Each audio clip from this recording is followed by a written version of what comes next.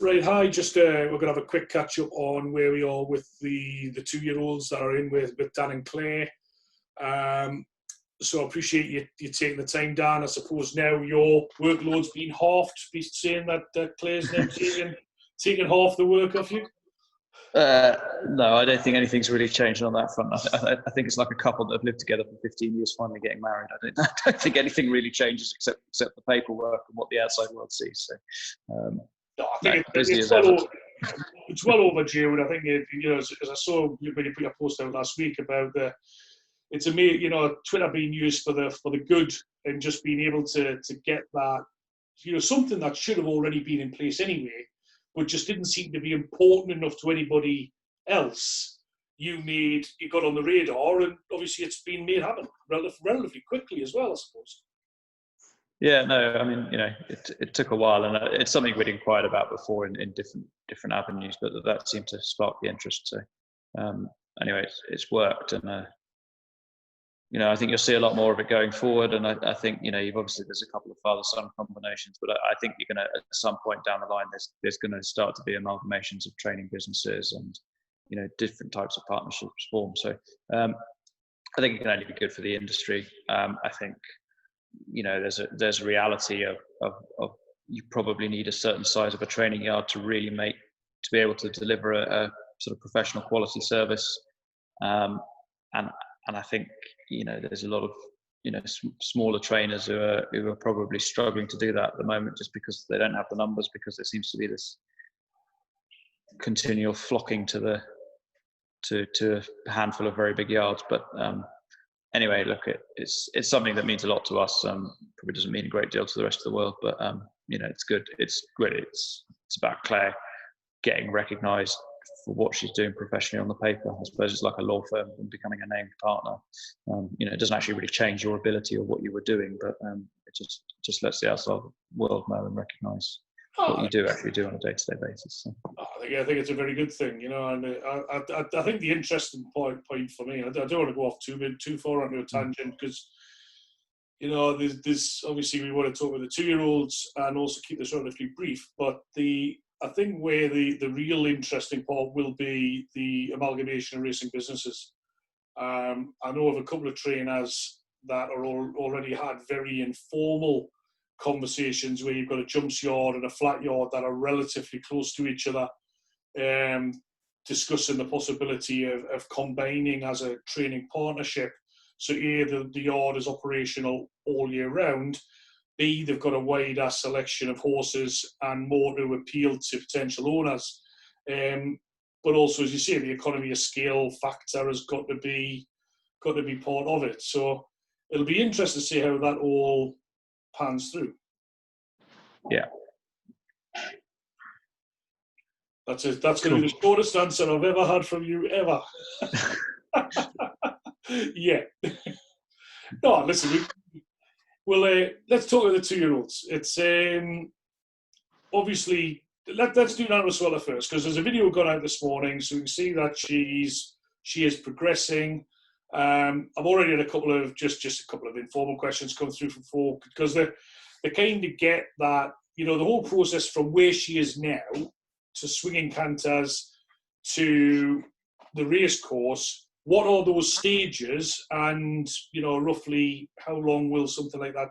So just to sort of roughly what we do, and I mean these things are always a little bit how long is a piece of string, but there is a perfect timeline and a perfect sort of logical way these things develop. Presuming that there's never anything that gets in the way. But basically, the idea of swinging canters is that you're developing the bone, and so what you progressively do is load the bone by going quicker and quicker over a period of weeks. And so, to start with, we ask the riders they do a warm up canter, and then they do a second canter, and that second canter is over 5 furlongs. And the last furlong, we just ask them to open up and just stride on a little bit. And initially that will be at 15 seconds, and they'll do about 3 weeks of that. Then we'll ask them to do the last 2 furlongs into 15 seconds, and again 3 weeks of that. Then we drop it to 14 seconds, 13 seconds, 3-week blocks basically. to create the adaptation that we need to do fast work.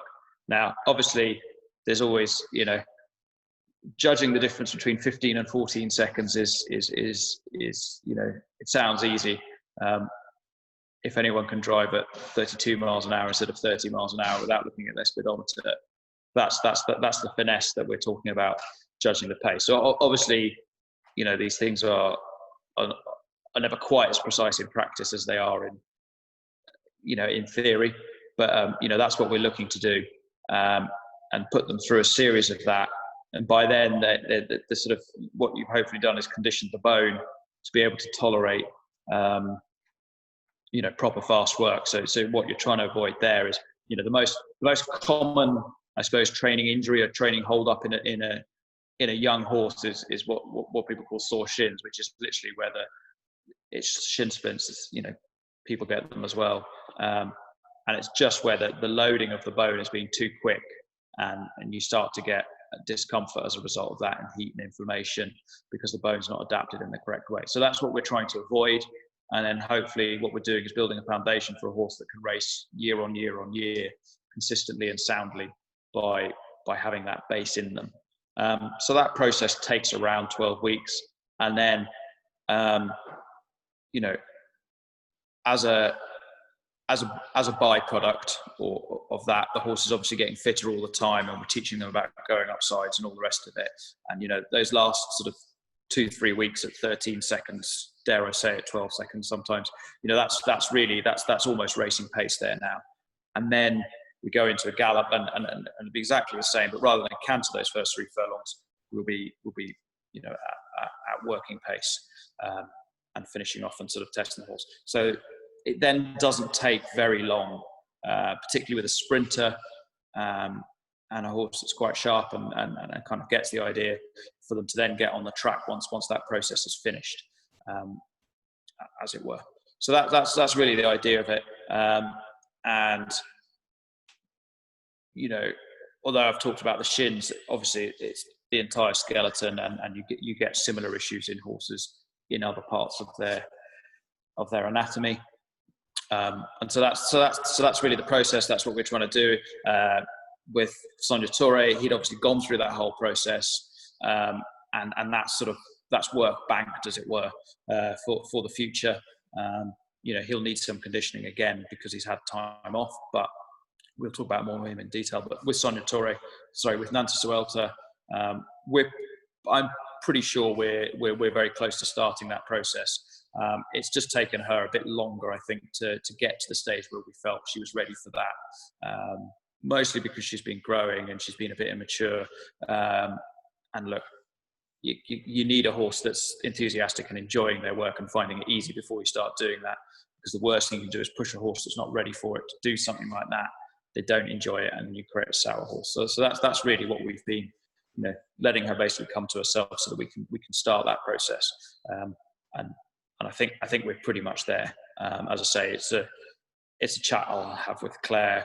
We normally at some point over the weekend sit down and go through each horse in quite a lot of detail and plan out, certainly plan out their next week's training, but also think about the sort of longer term and where we're at with them, and sort of factor in things like, where we'll be at the end of the season, and what sort of type we will be. So, I mean, she's at a stage now where we need to start thinking about, okay, well, if we start that process now, when does it mean we'll be racing? Do we want to be racing then, or do we do something slightly different so that we can maybe race in spring or whatever? But as I say, it's not a discussion we've had in great depth at the moment. But she'll certainly want to do some conditioning this year, and then it's really a decision of, do we decide that we're going to race her this year, or do we perhaps wait? But I think my gut at this stage, and this is without discussing it with Claire, where obviously she'll throw different ideas into the mix as well, and I think probably you'd be looking to get a run or two into her this year, so she's got some experience, so that we can really go firing next year. And it'll be a decision then whether we race throughout the winter, or whether we gave her a pause and came back next season. In many ways, she's quite similar to a filly that we've got, a 3-year-old filly at the moment called Don't Tell Claire, who sort of, we had she was a similar, took time to mature and develop, had one run at the back end last year, was a bit green, showed a little bit in the race, and then has come out this season and she's run well. She's had 3 starts. She's been placed on all 3, second twice and third once. So, they're quite similar in a number of ways. Both fillies that perhaps were bought with an eye to being slightly earlier than they ended up being, but that's how these things pan out. But she's gone on and developed into a nice filly this year, and I think in a normal year where the maidens weren't quite as stacked as they have been, she'd have comfortably won a maiden by now. But this is a very unusual year in that front. So look, with Nantosuelta, very happy with where she is. She looks well and is doing what we're asking nicely now. So I think we're happy with her. I think it is going to be a fine line. I think we've been there before with other horses, not necessarily Erishka, but we have had horses where it is a case of, do you want to get those back end runs in where in effect it's more just about the experience and about getting that run in without, I wouldn't say you're not running to win, because clearly if the race is there to be won, you're going to go and take it. But it's a case of knowing that she's going to improve for that, and then giving her that break. Because I think you sort of hit the nail on the head, and it's a classic problem that the trainers have forever faced. I mean, it's less challenging now than it was perhaps before the all weather and you had racing all through the winter. At least now we can rather than stick them, the traditional way would be you'd see those Newmarket maidens and Newbury maidens at the back end of the year. They'd be filled with 25 runners, and half of the horses were still not really mature enough to, not say mature enough to run. They can run and it was going to do them no harm, but there's no way they were ready to win a race. But that experience is just so critical, and it's so helpful when you come back the next year that realistically, if you need a run just to get the hang of the ropes and all the rest of it, and there's no horse in the world that doesn't improve for a race. Most horses that win first time out are pretty good horses, and they win in spite of the fact that they're inexperienced rather than, because they're they win because they're good rather than because they know more. With the odd exception, there's a few trainers who really focus on having them very ready, but they've probably done more work at home. Whereas I should say most trainers would say, look, they're ready for an experience. Let's get them a run, and then we'll worry about where we finish next time, more sort of thing. So I think that's sort of, I suppose, there's no right way and wrong way, but yeah, I do like, unless a horse really physically isn't ready, do like to get a run into them at 2 and then just give them a little break and then bring them up. That's sort of just, I suppose, the way we've done it, and the way we found works, because when you get back as a 3-year-old, you sort of lose 3 weeks just giving them that first experience by the time they've had a run, got over it, and set them up for the next run. Whereas if you can just go to that first run sort of knowing that you've done pretty much everything you can to have the horse ready, and you can more or less then run where you're at with those kind of horses. So so that would be our sort of generally how we think about doing it. So because one thing that there's no chance would be able to do is there's no way she's going to, Nantosuelta's going to stay and work from now right through the next spring. At some point, she has to have some time off. Yeah, and I think that a lot is then dictated about as to how and what she's doing when you get much closer to running. At this stage, trying to predict that is foolish. Like if you go and run, show enough. When we get close to run, if we think, okay, we could win we could win a maiden here, or okay, maybe we can win on our second start or something. And you're going, well, then it sort of doesn't make sense to, get the win and look for bigger targets next year. So, but it's very much, I think trying to predict that much this far out it's a pointless exercise. So I'm not going to. No, but I mean, she is going to need to, whether she has the 2 runs now, then has a break and comes back for the spring, or whether she doesn't have any runs now and we train her ready for the spring. at some point she's going to need a period of time where she's not in work. Otherwise, yeah, and all I'm saying is that's very much down to the horse, and looking at when it's not a decision that you can make now, and anyone can really foresee how she's going to pan out until we've done a fair bit more with her. If she starts burning up the gallops and looking like a very serious horse, then you do one thing. If she looks like her opportunity is to win a race over in December or January, then maybe you do that, and then you give her a break after she's won that race. It's really about thinking about where you're at closer to the time. But I think she's a horse that physically is going to continue to develop. The fact is she's not. She's not been in training that long because she's had a break this year.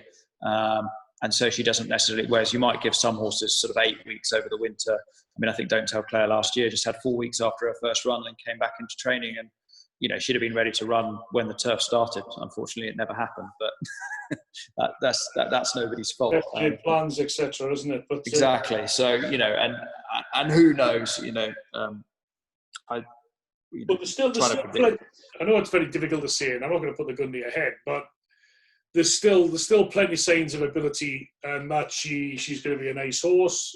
We're very happy with her, and I don't think that, I don't think that, with what we've done at this stage, I'd be lying if I thought she was a Group 1 horse, and I'd be lying if I said she was absolutely useless. There's nobody in the world who can tell you that. But she does what she's asked to do nicely. She's got a good attitude. She's relaxed about her exercise. She seems to enjoy it. She's happy to go out. And it's until we can start asking a more serious question, we won't really know how much ability she's got. But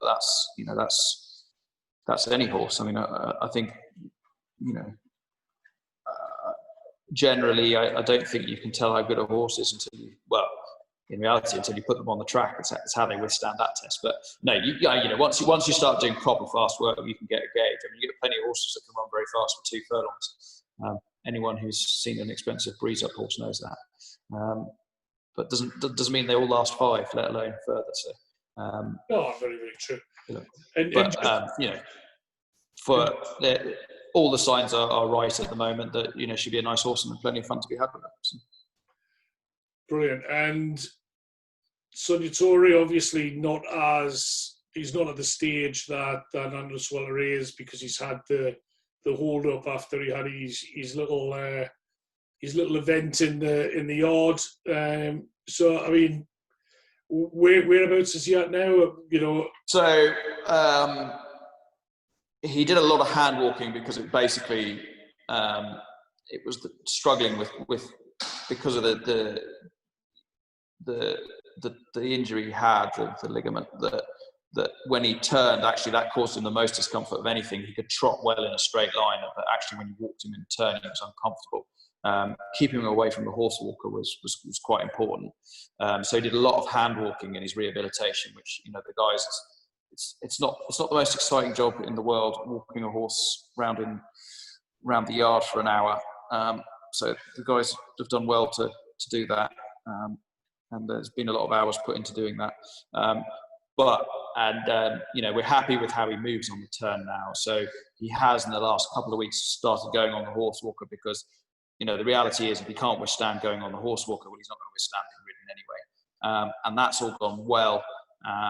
We put some shoes on him today. And I think we're pretty much, again, whether we'll give him another week on the walker next week or whether we'll start riding him next week. And I think with him, it's a case of there's nothing, unfortunately with a horse when they get an injury. So the injury is high up on his forearm and shoulder. It's very difficult to image it. So we're being told by his reaction rather than what we can actually see, in terms of, we can x-ray it don't see most things. We can see nothing on an X-ray, and then the way the recovery's gone and the way the response afterwards, everyone's pretty happy that that it's not a bony issue, that it's a soft tissue injury. But it would be an unusual area to get injured. So although you've got a very good team of vets and they reach out to a worldwide network of experts, it's not something that is particularly common. So it is a little bit our process is slightly dictated by reading the horse and how he responds to what we do, and sort of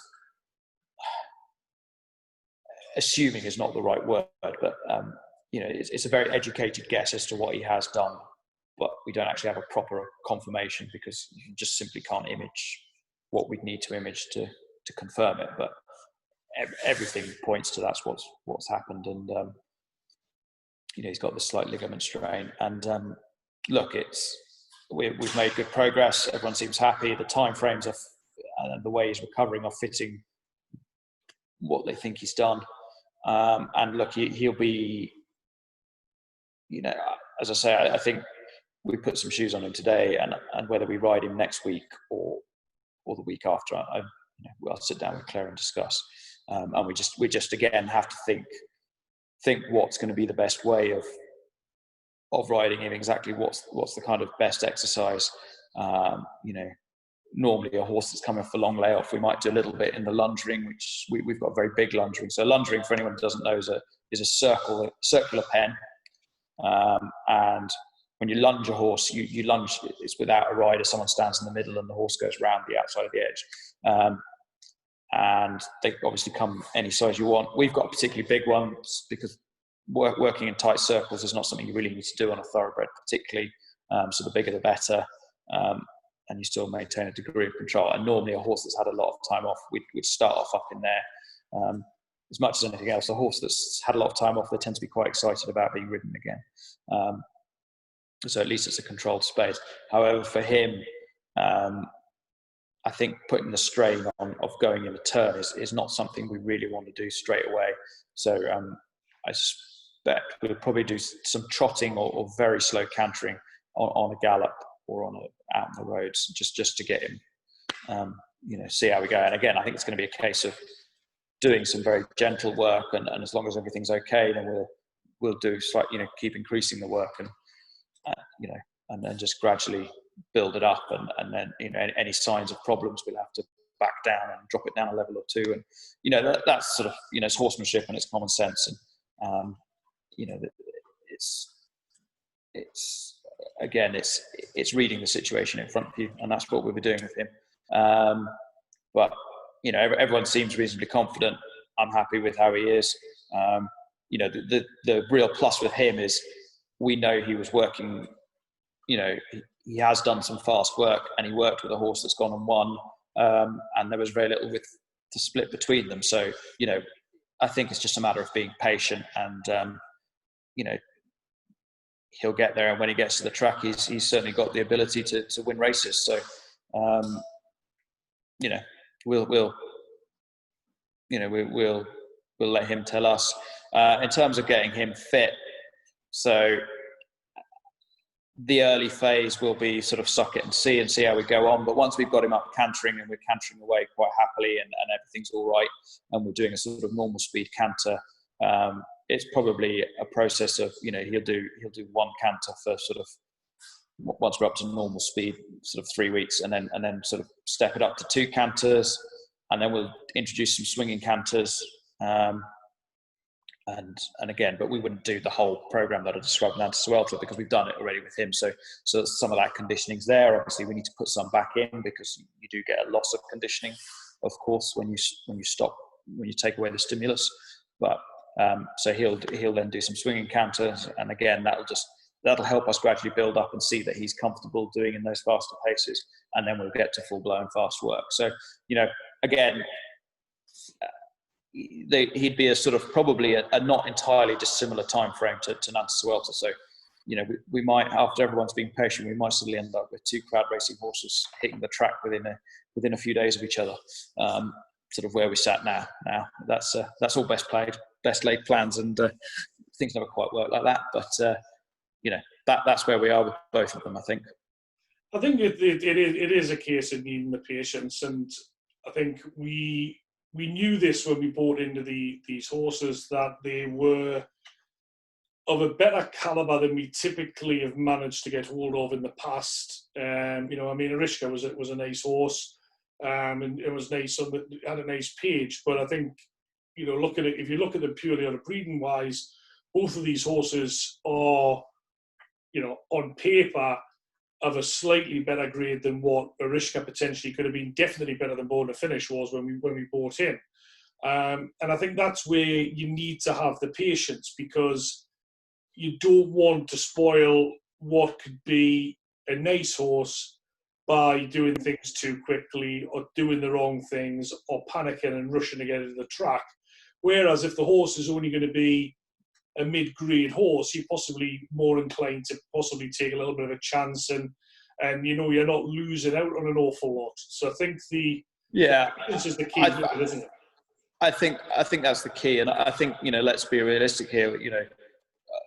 We're not training for someone who's got 20 horses in training with us and is prepared for there to be, shall we say, an element of, well, let's push them all very hard and see which one's the best, and not worry too much about the rest of them, which, I think some of the big operations, that's very much how they operate, and they can produce, good horses quickly, and they'll take more chances, and you end up with, some issues. And there's a very thin ethical line that, you walk. And I think with any horse, I always think you have to think about the individual. There shouldn't just be a number in a yard there to achieve a purpose. It's what's best for that horse. And we'll always train with, and always make the decision with the view as what's best for that horse, not what's best for, an overall, goal. And if that means we have to take a little bit longer with some horses, then so be it. And some horses might make the track quicker if you were more aggressive, but that's the line that you tread, and it pays off. I think Outrage is running for us now. There's a couple of times in his career we've had to be patient with him, but we've still got a very good horse at 8 years old who's turning up at decent tracks and being competitive. And his owners have had plenty of good days down the years and plenty of fun at some nice places. And he's run at, I think the only big track that I'd like him to run at that he hasn't run at yet is Ascot, and we might fix that in a few days' time. So he's been a fun horse. He maybe lacks quite the edge he had at one stage, but he's probably also best on the all weather, and we're running on the turf at the moment. But he ran a good race at Newmarket the other day, and he won't be far away from winning soon. And I think being able to produce horses like that to keep running well at 8. He didn't run until he was 3.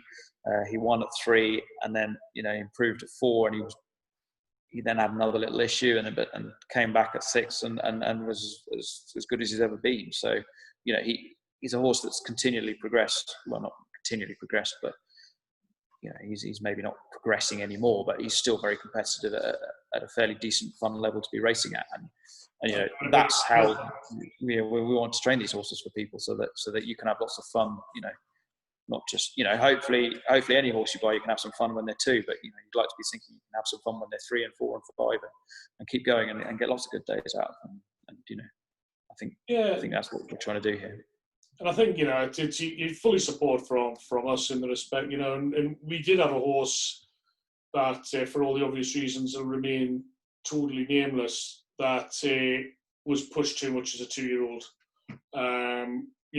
We weren't fully aware of the issues that were going on because they weren't shared, and it's only once we've took that horse elsewhere and had a proper look at it that we've realised what went wrong. So it's, there's going to be no pressure from us to be trying to do, not that you would take the pressure anyway. I know for a fact you wouldn't, but there's not going to be any mourning from us on the fact of we're giving the horses time, not in the slightest, and if Claire's responsible for that bruise on your arm, there's definitely no chance we're going to try and get you to try and do anything that you... Quite a good bruise, isn't it? No, that was bowl and par. I don't know if anyone saw the other day, on the opening show, I think they they asked us to record a clip with our horse, and while I was setting it up, I was trying to set up the camera, and I wasn't really looking at where he was, and he leant over the stable door and grabbed hold of my arm, so it wasn't Painful.